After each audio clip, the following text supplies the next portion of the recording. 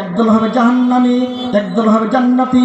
জান্নাতীদেরকে জান্নাতের দিকে দলে দলে নিয়ে যাওয়া হবে, যারা জাহান্নামী হবে জাহান্নামীদেরকে জাহান্নামের দিকে দলে দলে নিয়ে যাওয়া হবে।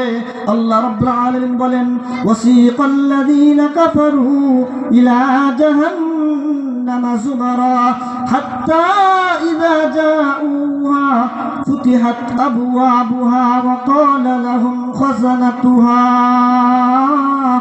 আলাম ইয়াতিকুম রাসূলুম মিনকুম।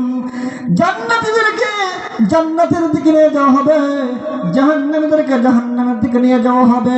যখন তারা জাহান্নামের কাছে গিয়ে উপস্থিত হয়ে যাবে, আল্লাহর পক্ষ থেকে জিজ্ঞাসা করা হবে, রে জাহান্নামীরা, আজকে কোন কারণে তোমরা জাহান্নামে হইলা?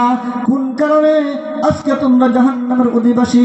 তোমাদের কাছে কি আল্লাহর পক্ষ থেকে কোনো পয়গম্বর যাননি? তোমাদের কাছে কি আল্লাহ রাব্বুল আলামিনের বাণী তেলাওয়াত করা হয়নি? তোমাদেরকে কি আজকে দিন সম্পর্কে বই দেখানো হয়নি যে আজকে হাসরের মাঠ কায়েম হবে এবং হাসরের মাঠের মধ্যে আল্লাহ রাব্বুল আলামিন বিচারকের আসরে থাকবেন, এবং তোমরা যদি নেক আমল না করো তোমাদেরকে জাহান্নামে নিয়ে যাওয়া হবে, তোমরা জাহান্নামের অধিবাসী হবে। এই বই কি তোমাদেরকে দেখানো হয়নি? আলাম ইয়াতিকুম রুসুলুম মিনকুম ইয়াতলুনা আলাইকুম আয়াতি রাব্বিকুম ওয়া ইউনযিরুনাকুম লিকা ইয়াউমিকুম হাযা। জাহান্নামীরা বলবে, অবশ্যই আমাদের কাছে পয়গম্বর এসেছিলেন, আমাদেরকে আল্লাহ রাব্বুল আলামিনের বাণী শোনানো হতো, আমাদেরকে আজকে দিন সম্পর্কে সতর্ক করা হয়েছিল।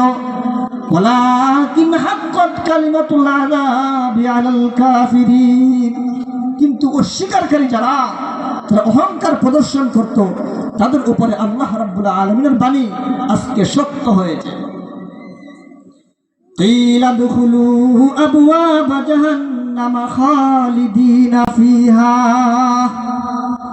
আল্লাহ রাব্বুল আলামিন ফেরেশতাদেরকে বলবেন, না ফেরেশতারা, তারা দুনিয়াতে অহংকারী ছিল, তারা দুনিয়াতে তকব্বর করত, দুনিয়াতে বরত্ব করত। যখন তাদেরকে নামাজের দাওয়াত দেওয়া হতো নামাজ পড়তো না, যখন বলা হতো রমজান মাস আসতেছে রোজা রাখো, রমজান মাসে রোজা রাখতো না। যখন তাদেরকে বলা হতো তোমার উপর হজ ফরজ হয়েছে, তুমি হজ আদায় করো, যখন বলা হতো যাকাত দাও, আল্লাহর রাস্তায় তোমার সম্পদ থেকে যাকাত দাও, যাকাত দিত না, হজ করতো না। তারা দুনিয়াতে অহংকারী ছিল। আজকে এই অহংকারীদের জন্য জাহান্নামের দরজা সমূহ খুলে দাও এবং তারা চিরকাল জাহান্নামে বসবাস করবে।